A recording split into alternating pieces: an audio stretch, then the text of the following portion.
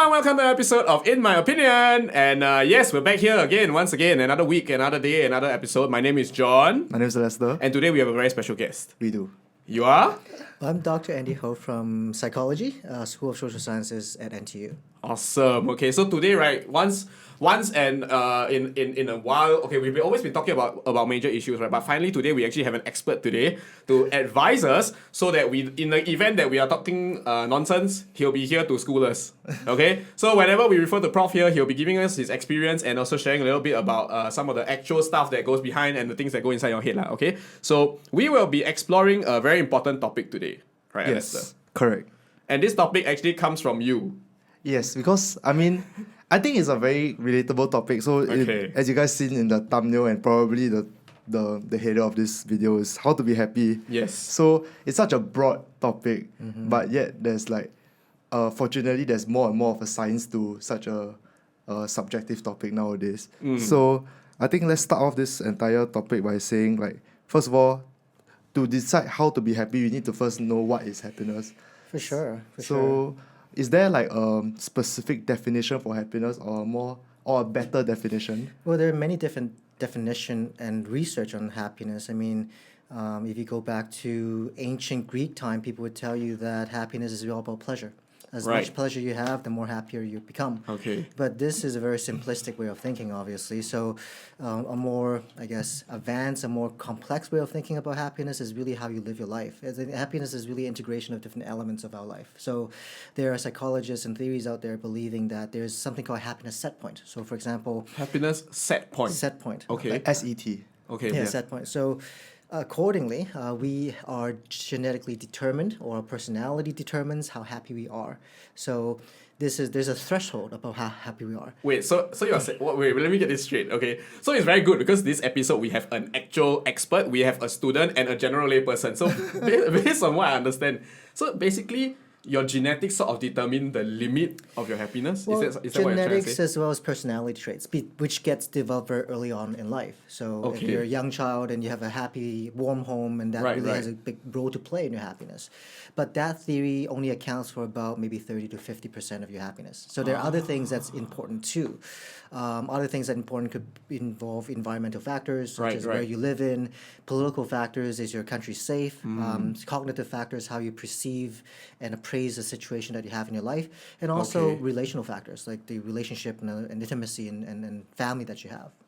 So, wait, so after, okay, so in that case, right, am I correct to say that happiness is after all pretty quantitative?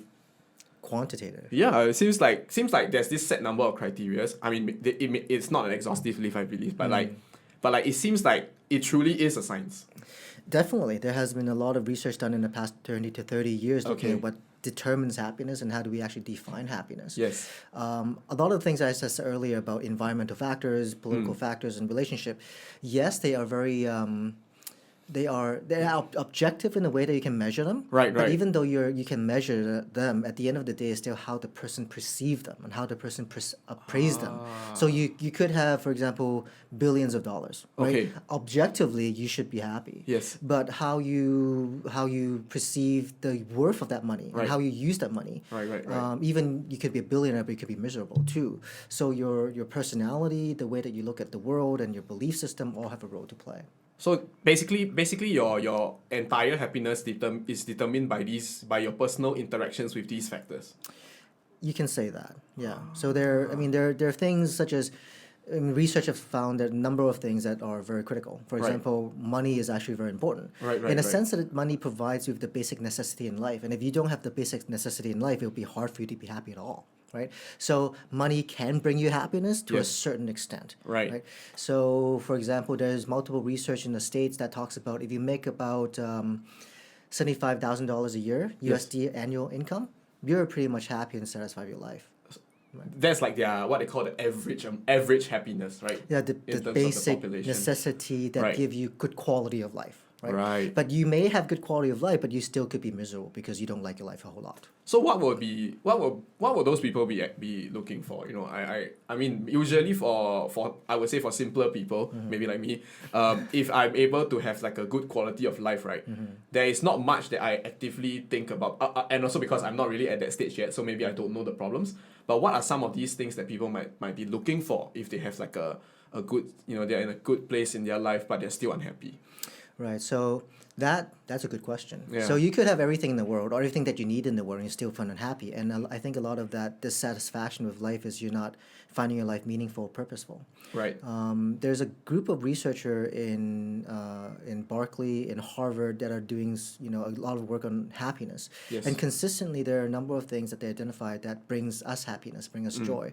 One is that we are able to help others. If we're able to help others and see other people happy with our effort and with our support, that type of happiness is much more sustainable than saying buying a new iPhone. Buying Right. a new iPhone is something that can bring you happiness, but it's a very short-term type of happiness because the novelty would be gone very soon, and it's just buying a new clothes, you wear it for 3 times and then you throw it away. That doesn't bring a lot of happiness at all. Does that have anything to do with the Maslow's hierarchy of needs? In a way, it does. I Right. think there needs to be certain things that we need to satisfy in our everyday life in order for us to feel satisfied. But being satisfied doesn't mean we're happy. I could be satisfied with my living condition. I could be satisfied with the food that I have, but I don't necessarily feel happy intrinsically or Right. sustainably. Well, then this feels like something that you chase but you never attain, I mean, doesn't it? I think it depends on what you define as happiness, which is, I think the problem with a large amount of society nowadays is Yeah. that they define happiness in the wrong way. So they define, or they think that certain things will get them happiness, but it really doesn't. So it's this, basically, like effective forecasting. Oh my, I'm going to butcher a psych topic in front of a psych teacher. I'm gonna try to understand when jargon comes out. Effective forecasting is basically you trying to understand how you will feel about a certain event before it happens. So let's say if you say, I think I'll be happy if I earn $5,000 a year, if $5,000 a month. If you're earning let's say you're earning 3,000, you say Yeah. I'll be happy if I earn 5,000. Yes. But it has been proven that we are terrible at effective forecasting. We are terrible at understanding how we'll feel when we get When to we a get certain something. point. Yeah. So like if I say GPA, I get on the dean's list, I'll be happy. But that is not a thought that is actually easily formed by a person. No, they will form it, Right. but once they get there, let's say they do get the Yeah. dean's list, they will not actually feel as happy as they think they do. Oh. It's because we are just terrible at predicting how we'll feel in the future, whether it is happiness or sadness. Right. Either way, we are just bad at it. Or we, in another sense, we can say that we predict ourselves to be a lot happier than we actually are.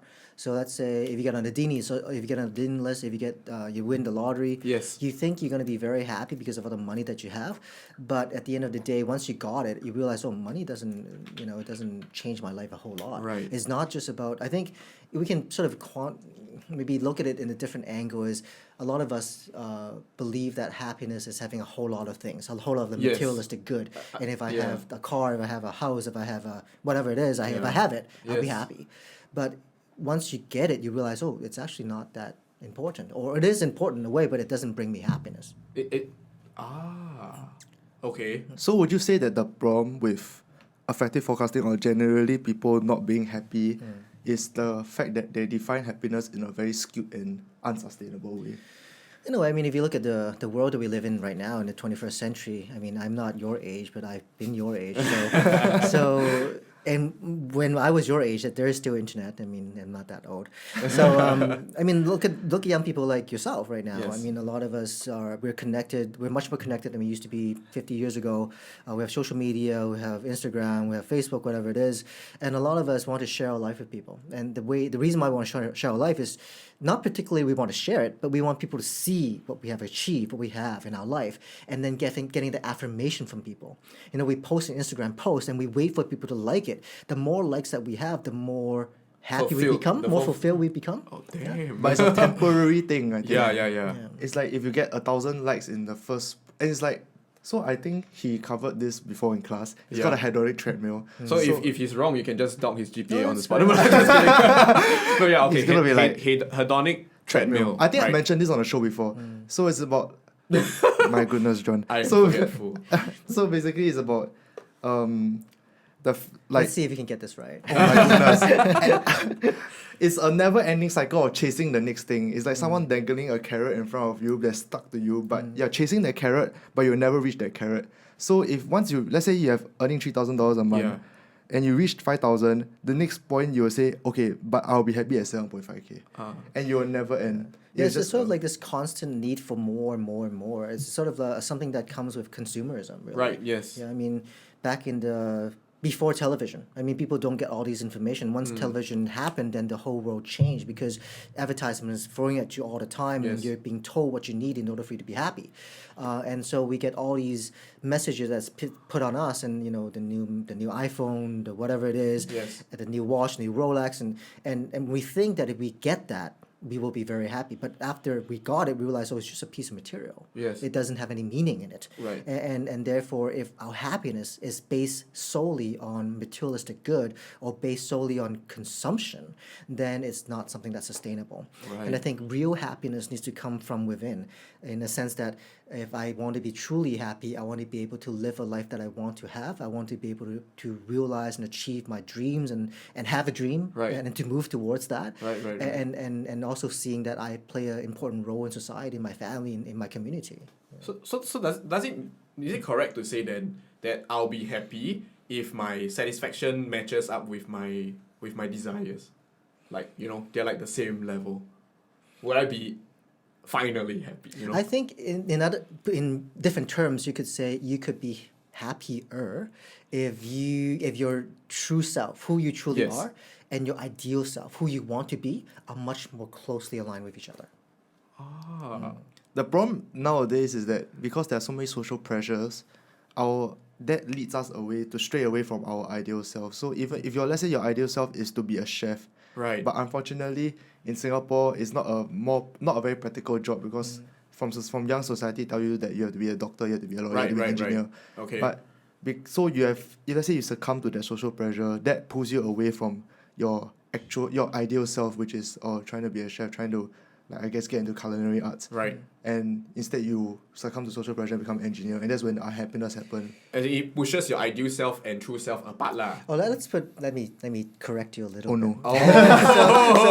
Yes, please So do. your ideal self could be informed by many things. Yes. You may intrinsically want to be something, Right. Or your ideal self is someone told you that you need to be someone. So, for example, as we all grow up, even my parents at my age told me that being a doctor, being a lawyer, being an engineer Right. is something that we need to be. Yes. If you become that, then you would make a good living. Then life would be happy. But in my true self, in terms of I reflect on what I really want, and I really love culinary arts, if I want to be an artist, and so my true self, I want to be an artist. My ideal self, which is sort of a socially imposed idea that I need to have, Okay. then those two things don't match up. Oh, okay. I get it, I But get you it. can also have an ideal self that's based on you, right? But so that's also about how you perceive life and then how you allow other people to influence or not influence you. Right. Okay, that makes sense. Okay, then this actually brings us to our second question, right? Which is, I mean, this is for everyone, right? Do you think there's a problem with how Singaporean society defines happiness then? How long have you been in Singapore? I've been in Singapore for 5 years. Okay. So do you think you have a good grasp on how we think? Well, before I moved to Singapore, I was in Hong Kong for 10 years. Yes. And before that, I was in Canada. I can tell you maybe some differences between these three countries that I lived in a lot of my life. In Canada, I think, as when I was a kid, I think Canadian has a lot, because the country is so large and there's so many different things that's happening. Yeah. You can find interest in many different things. Like for me, I consider myself a Canadian. Well, I am a Canadian legally, but I love hockey. There are many things I can invest my time and energy in. Yes. I can find hobbies in many things. But when I moved to Hong Kong and lived there for a while, I realized that there's nothing much in society for me to invest my time in. Right. It's all materialistic. Even Right. if you go to the education system, they're basically telling you to learn all these craft and all these skills so that in the end you can graduate and get a good job and buy all the things you want to buy, and that's basically happiness.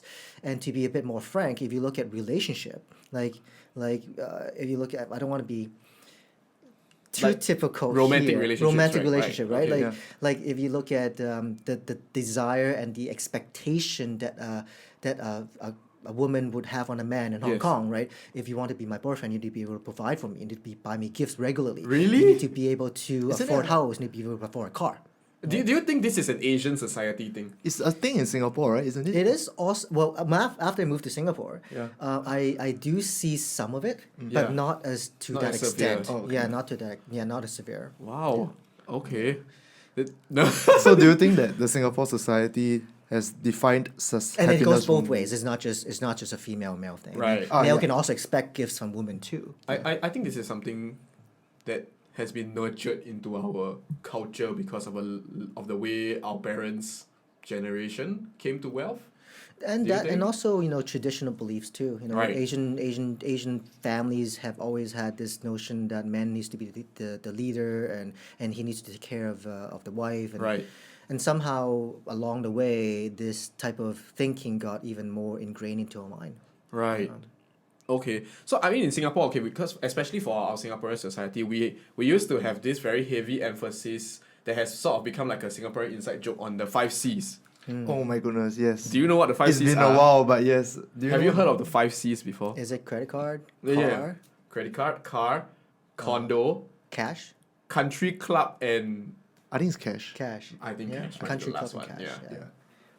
I heard of that. yeah, so it's like this there was still this country used to clubs? be. I mean, this doesn't really apply to most society anymore. I think because people just evolve and then they just don't quote it as much as anymore, right? But I think this is still very ingrained in our subconscious as a Singaporean identity kind of thing. So much so that if you ask the youth these days, they would have also heard of this, even though they might not be able to list them off. So this goes to show how deeply ingrained it is into our culture, this materialistic aspect of it, lah. So would you say that this is a healthy thing to have in terms of the pursuit for happiness in Singapore? Well, I think that type of mentality has its reason to exist. Right. I mean, Singapore is a very young country, and for Singapore to come to where it is today, it took a lot of hard work from its people, right? I mean, 53 years ago, it was a very small country. It doesn't have a lot of technology. Right. But in order for the people of this country to propel this society to become where it is, we need to instill that type of, you need to work hard, you need to be able to chase something. And that helps to build this country. Now this country is very much built. Yes. In a sense that, of course, it needs to continue to build. Yes. That you need to maybe shift that focus from chasing this materialistic good to chasing proper mental health, Right. mental wellness. And I think that's something that we need to change, and the paradigm shift needs to happen. So that would mean that what constitutes as happiness has sort of shifted. I don't think it has shifted. I think it should shift. It should shift. It could shift. It Yeah, could it could shift. shift. But Okay. it's hard. It's hard because you, as an individual, as a young person, or even I wouldn't call myself middle aged, but let's say I'm a middle-aged person. I mean, I'm still bombarded with advertisement, consumerism every single day, right? Yes. I turn on the television. The most watched show or the most popular show is, what is it called? Keep up the Kardashians. Yeah, Keep Up with the Kardashian, and Right. you keep on blasting your mind with that type of ideology that I need to live an extravagant life. I can lose a 5-carat diamond in a scene. I don't feel a pain. Yeah. That is problematic. These type of show, these types of persona that is continuously being projected into the minds of young people Yes. is clearly problematic. Okay, so if let's say in media, right, this is the loudest voice, right? Based on your understanding, what do you think will be a better, how to say, a better representation of the end state? What should ideally appear on media to encourage people to think less problematically, I guess.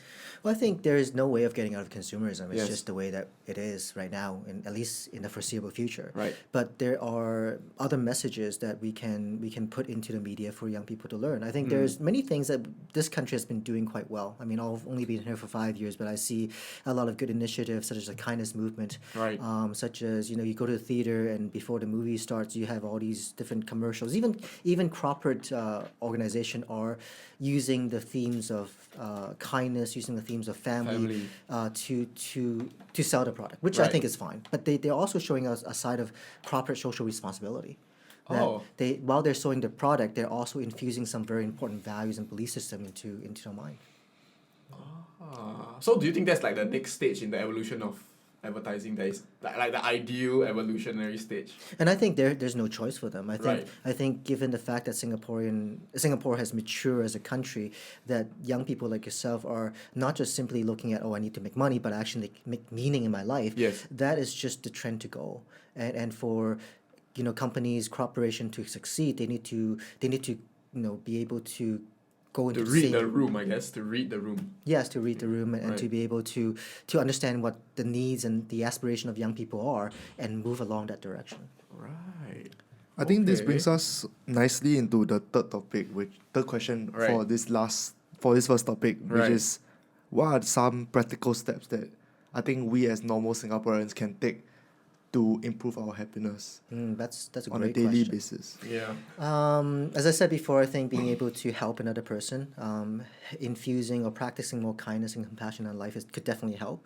Because as I said, sustainable happiness is something that it comes from within you, and if you see that you are someone who can change this world, you can play a part to make this world a better place, and helping even doing a smallest kind act, that would be wonderful. Right. Another thing that we can do is to have much greater gratitude in our life. Okay. Instead of chasing the next new item, be grateful for what you already have. Be more mindful in terms of how we live our life. I mean, I'm a positive psychology professor, but I also do a lot of mindfulness practice. Right. Mindfulness, it's often get misunderstood. Right. It's all sort of like a religious practice, but it's actually, it originated from different types of religion. But now in the 21st century, we talk about mindfulness as being fully present of what you're doing. Right. So that means that if I'm talking to you, I'm really enjoying this conversation. Yes. My mind is not somewhere else. That's where a lot of unhappiness comes from, is that you're not fully enjoying what you're doing. So like distractions from what you're doing presently. Distraction, as well as worries and concern about worries about the future. I have regrets about the past, and therefore I'm here, but I'm not really here. Yeah. My mind is wandering somewhere else, and that can have a detrimental impact on your wellness and your happiness. Right. Yeah. And I mean, you can look at this using this practice of mindfulness. So mindfulness basically is the idea that I can be fully here, aware and present, and not to be non-judgmental. Right? Just to accept things as they are. Right. So if I can, let's say, if I want to live mindfully, I can infuse this practice into my everyday living. So let's say the next time I have a meal, instead of looking through my phone and looking through how many people have my Instagram page, Right. actually pay attention to the food that you're eating. Taste it, chew it more, and actually, while you're eating it, think about where this food came from. Yeah. That Wow. type of appreciation and gratitude Right. can be much more sustainable than getting 100 likes or 1,000 likes on our Instagram. Right. So it's like actually being present in the little things. Like for example, on my daily commute, Yes. I actually just pay attention to what's happening on the daily commute. If you walk from one point A to point B, I mean, Singapore is known as a garden state, isn't Yes. it? There's so much nature. Why can't we enjoy nature? And paying attention, smell the grass, look at the trees, look at the flowers, and allow nature and allow the small things in your life bring you happiness.